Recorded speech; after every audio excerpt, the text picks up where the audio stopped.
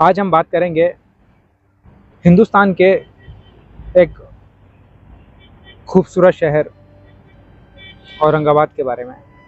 औरंगाबाद के एक सांसद है इम्तियाज़ जलील। आज हम बात करने वाले हैं इम्तियाज़ जलील के बारे में। आपने ये नाम सुना होगा ज़रूर, क्योंकि ये अपने भाषण की वजह से, ये अपने तेवर की वजह से, ये अपने लीडरशिप क्वालिटी की वजह से हमेशा चर्चों में रहते हैं। इम्तियाज़ जलील, आज इनकी लाइफ के बारे में कुछ थोड़ा सा जानते हैं और ये देखते हैं कि एक अच्छा लीडर कैसा होता है। अगर देखो, अभी इम्तियाज़ जलील कौन सी पार्टी में है? वो MIM पार्टी में है। अगर इम्तियाज़ जलील किसी और पार्टी में भी होते तो मैं ये वीडियो ज़रूर बनाता, क्योंकि एक अच्छा लीडर जब किसी भी पार्टी में होता है ना, तो वो एक अच्छा लीडर कहलाता है। ज़रूरी नहीं है कि वो इस पार्टी में, इसलिए अगर वो कल किसी और पार्टी में भी चले जाए ना, तो वो एक अच्छे लीडर रहेंगे हमेशा। तो इम्तियाज़ जलील के बारे में बात करते हैं।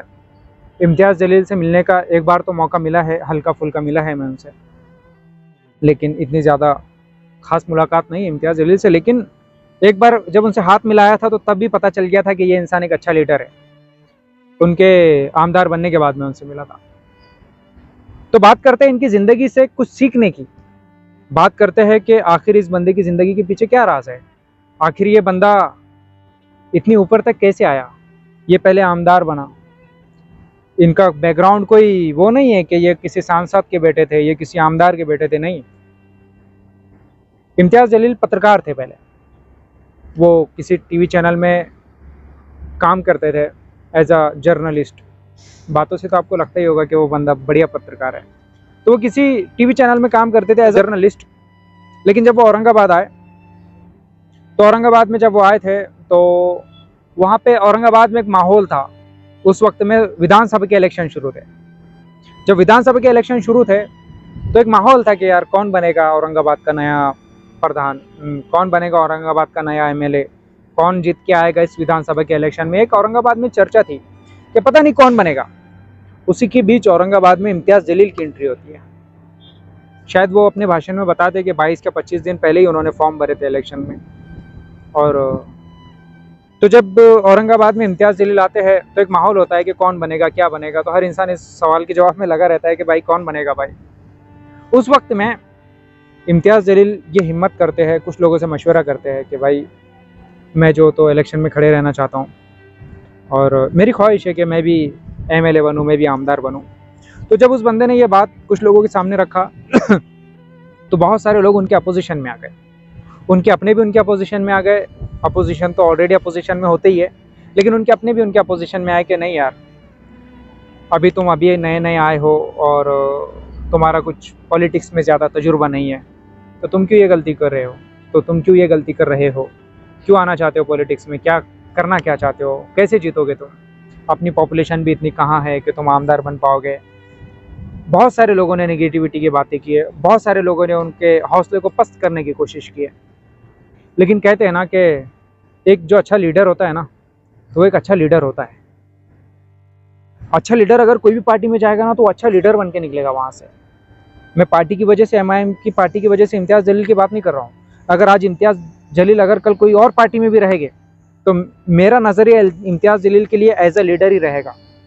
कि वो कुछ दिन पहले फॉर्म भरते हैं इलेक्शन के लिए, बहुत सारे लोग उनके अपोजिशन में आते हैं कि मत खड़े रहो, मत जाओ, क्यों लड़ रहे हो, और उल्टी बेइज्जती हो जाएंगी, थोड़े बहुत वोट मिलेंगे, लोग कहेंगे कि भाई और आ गया ये कौन है तो वोट काटने के लिए, लोग कहेंगे ऐसे। लोगों ने बहुत बातें की।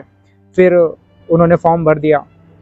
फॉर्म भरने के बाद में उन्होंने प्रचार किया, बहुत मेहनत किया उन्होंने, बहुत स्ट्रगल किया। लेकिन जब वो स्टेज पे भाषण देने के लिए खड़े होते थे, उनका भाषण मैंने बहुत बार सुना है, लाइव भी बहुत बार सुना है। जब वो बंदा भाषण देने के लिए खड़ा होता था ना, तो तभी ऐसा फील होता था कि नहीं यार, ये जेन्युइन लीडर है, इस बंदे के अंदर कुछ तो खास बात है। जब वो पत्रकार थे तो शायद तब उन्होंने ये सोचा नहीं होगा कि मैं एक दिन पॉलिटिशियन बनूंगा, लेकिन जब वो लीडर है, वो एक बेहतरीन लीडर है, तो इसीलिए उनका पॉलिटिशियन बनना बहुत ज़रूरी था। तो फिर क्या हुआ कि उन्होंने विधानसभा के लिए फॉर्म भरा और प्रचार किया, कोशिश की, मेहनत की, पूरी हिम्मत से, पूरे हौसले से खड़े रहे मैदान में। और एक दिन ऐसा हुआ कि जब रिज़ल्ट आया विधानसभा का, तो पता चला है कि इम्तियाज़ जलील जीत कर आ गए। इम्तियाज़ जलील ये इलेक्शन जीत गए। तो उस वक्त में ना, मेरे ख्याल से उस वक्त में पूरे महाराष्ट्र के अंदर सबसे हॉट सीट, महाराष्ट्र की सबसे हॉट सीट जो थी तो औरंगाबाद ही थी। और यकीन नहीं आ रहा था किसी को कि इम्तियाज़ जलील यहाँ से कैसे जीत गए, लेकिन वो बंदा जीत गया वहाँ से। तो तमाम लोगों के होश उड़ गए, उनके मुखालिफिन की ज़ुबानें बंद हो गई कि यार कैसे, पर हो गया, वो बंदा जीत गया। उसके बाद जब लोग उनसे मिलने जाते थे, वो अपना जनता दरबार भराते हैं, लोग हमेशा उनसे मिलने जाते हैं, वो तुमसे अच्छे से मिलते हैं, तो उस बंदे के अंदर एक जुनून है, एक आग है कि मुझे कुछ करना है अपने समाज के लिए। तो वो एमएलए रहे 5 साल। एमएलए जब वो 5 साल रहे तो लोग तो 20-20, 25-25 साल एमएलए रहने के बाद में भी ये सोचते नहीं है कि मुझे लोकसभा में भी जाना चाहिए, मुझे मेंबर ऑफ पार्लियामेंट भी बनना चाहिए। हर इंसान नहीं सोचता। इम्तियाज़ जलील के सिर्फ 5 साल कंप्लीट हुए थे, तो उसके बाद में इलेक्शन आया खासदारी का, मेंबर ऑफ पार्लियामेंट का, लोकसभा इलेक्शन। तो फिर इम्तियाज़ जलील ने एक दिल के अंदर उनकी आई कि यार मुझे बनना है, अब मुझे खासदार बनना है। तो उन्होंने और मशवरा किया फिर अपनों से। पता नहीं वो मशवरा क्यों करते हैं, शायद लोगों को हैरान करने के लिए, लोगों को और परेशान करने के लिए। लोग और सोचने लग जाएंगे कि भाई क्यों करता है तो ये सब कुछ। तो जब वो लोकसभा के इलेक्शन के लिए फॉर्म भरने गए, फिर लोग उनके खिलाफ में बोलने लगे कि अरे यार ये तो पागल हो गया, अब ये सच में पागल हो गया। पहले अंदाज से किस्मत से जीत कर आ गया आमदारी का इलेक्शन, तो अब ये तो लोकसभा में जाने की कोशिश कर रहा है, और वो भी किसके खिलाफ में? ऑलरेडी जो बंदा 15-20-25 साल से जो खैरे है वहाँ पे, जो ऑलरेडी खासदार थे 20-25 साल से, उसकी टक्कर में, शिवसेना पार्टी से वो खासदार थे, उसकी टक्कर में ये बंदा खड़े रहने की कोशिश कर रहा है। तो पूरे लोगों ने बोले यार पागल हो गया, इसको समझाओ कुछ। लेकिन इम्तियाज़ जलील तो लीडर है ना, लीडर डरता नहीं है कभी। लीडर कभी लोगों की बातें सुनकर अपने आप को डिप्रेशन में नहीं डालता। लीडर कभी लोगों की बातें सुन के अपना फैसला नहीं बदलता। तो इम्तियाज़ जलील ने फॉर्म भर दिया लोकसभा का, और कोशिश शुरू कर दी, मेहनत शुरू कर दी कि अब मैं खासदार बन जाऊंगा। लोग बहुत अपोजिशन में आए, लोगों ने उनके खिलाफ में बहुत साजिशें की। मुझे पता है बहुत साजिशें की कि इस बंदे को किसी भी तरीके से तोड़ देना है। अब अगर ये बंदा खासदार बन गया तो ये बंदा फिर खासदारी के इलेक्शन में खड़े हो जाएगा, ऊपर जाने की कोशिश करता रहेगा। लेकिन इम्तियाज़ जलील जब उस वक्त में खासदारी के इलेक्शन में खड़े रहे, तो उस वक्त में मेरे ख्याल से कि हिंदुस्तान की सबसे हॉट सीट, महाराष्ट्र की सबसे हॉट सीट इम्तियाज़ जलील की। हर इंसान की नज़र इस बात पे थी कि आखिर जीतेगा कौन। एक ऐसा इंसान सामने खड़ा है जो 20-25 साल से ऑलरेडी सांसद है, उसके अपोजिशन में एक ऐसा बंदा खड़ा है इम्तियाज़ जलील जो सिर्फ 5 साल के लिए आमदार बना था, वो खासदार के लिए खड़ा हो गया।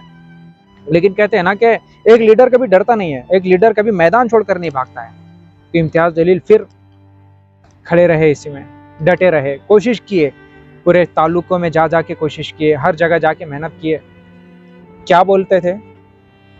इंसान नहीं बोलता, उसका काम बोलता है। पार्टी नहीं बोलती, उसका काम बोलता है।